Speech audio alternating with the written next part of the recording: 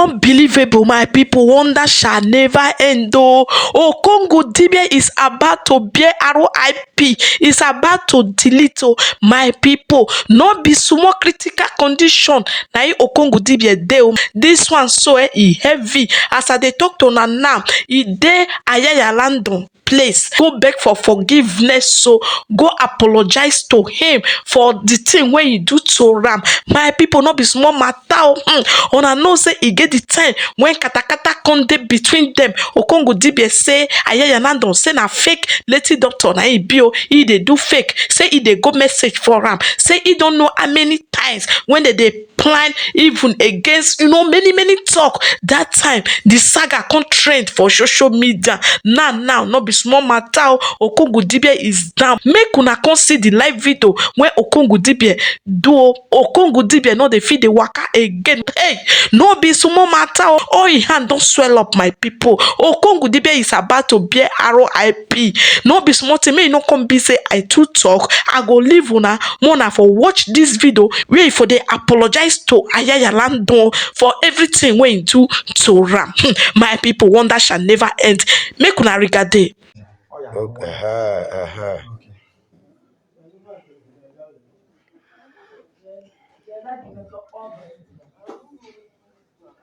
Okongwu ife dị iche derisi.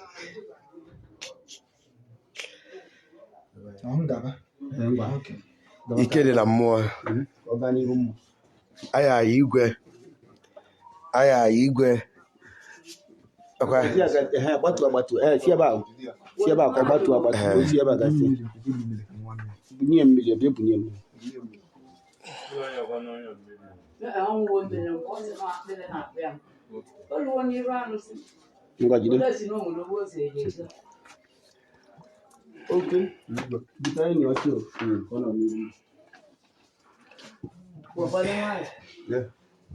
Obiofu.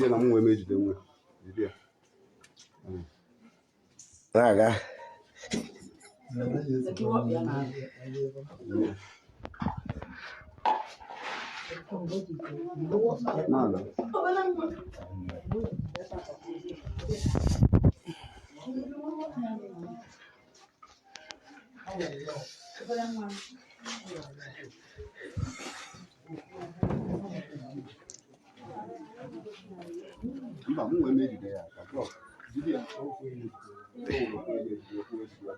Na-abịa.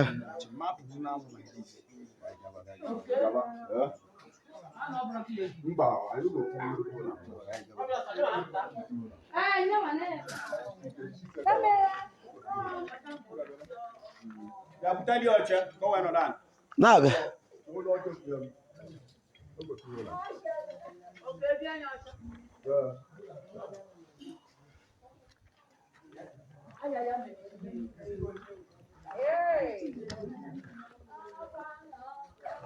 We don't need any other one.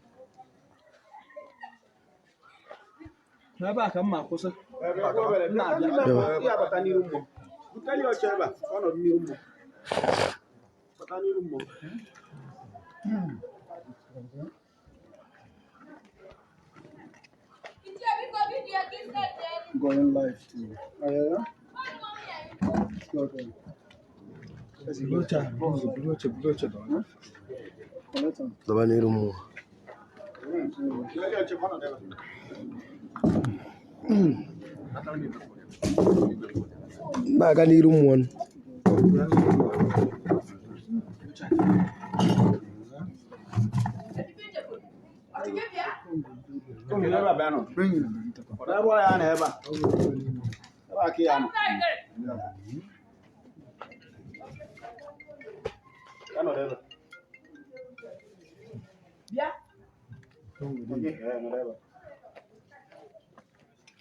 Okay.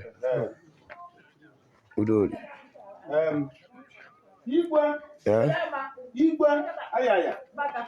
Abịagwam.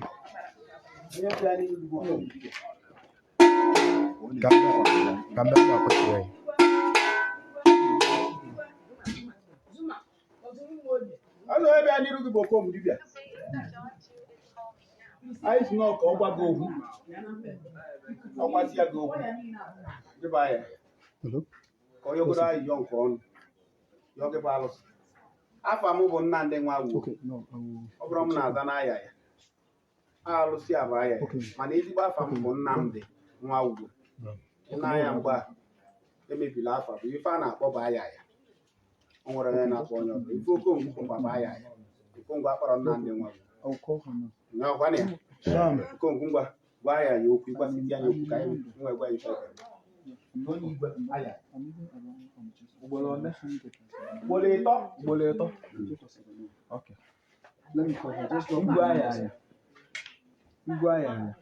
Gentle. Igwe Ayaya. Okay, you're on right then. Oh, more abo. Oh, go on Igwe Ayaya. Oh, more abo. Biko. Asị m ebe ọbụla nsi wee kọta ya. Gbaghalụ. Ndị niile bụ ndị kwanyere m n'efe a. Ejighị m anya m. Ịghọta ọ ndị mmadụ kwanyere m n'efe a. Ịghọta ife m na-ekwu bụ na bido tata gaba mụnwa na-ekwu na ike dị ebe ị nọ akọtịghọzi gị. Akọtịghọ m gị. Ịghọta ebe ọbụla nsi wee kwuo okwu jọọ yi gbaghalụ. Nọ ndị mmadụ kwanyere m n'efe ahụ. Ịghọta.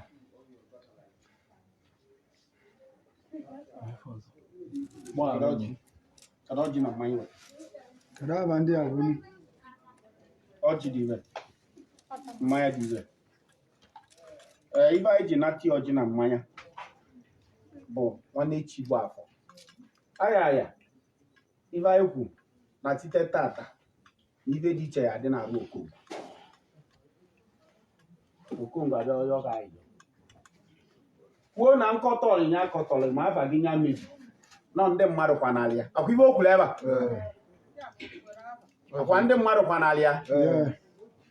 O wee kwuo na ndị mmadụ kwanalị ya baa mba ebe a.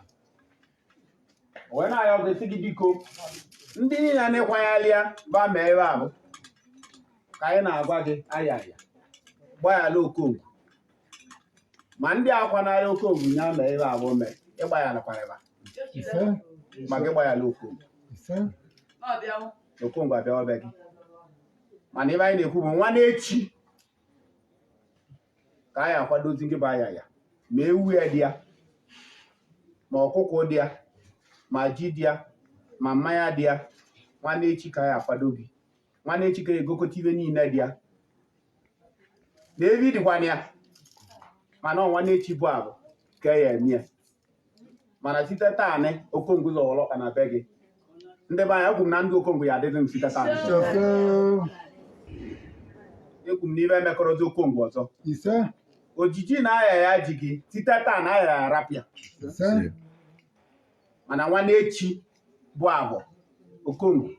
Nwanne echi bụ abụ ihe egoka ibe eji kwado mmụọ. Ihe a na-ebe a nwanne echi bụ abụ ewe kwado mmụọ. Ndị be anyị ekene mụ. No. Igwe. Alụsị Igbo niile. Alụsị Igbo niile. Alụsị Igbo niile daalụ.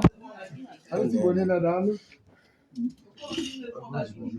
My people, shey una don watch the full video. No be small something, no be small wahala. E dey beg am for the thing when e do to am o. All the saga when they do for social media when e come talk say Ayaya Nando say na fake lady doctor na e be. Hey, now my people, the kind critical condition when Okongwu Dibia dey, I no come understand. Okongwu no dey fit dey waka again. Okongwu no dey fit dey raise him hand again, my people. Even Okongwu Dibia dey find road to follow.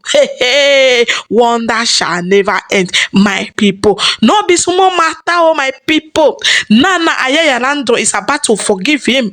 Everything when he talk, cause so everything when they do on top of Okongwu Dibia is about to forgive him, oh, because Okongwu Dibia don't go there, go beg for forgiveness, apologize to him. My people, now here now want for leave now as this one they happen now say I could drop this one for here. Say it's about to happen. Oh, Okongwu Dibia is about to be RIP. See you guys for my next video. Ciao everyone. Bye bye.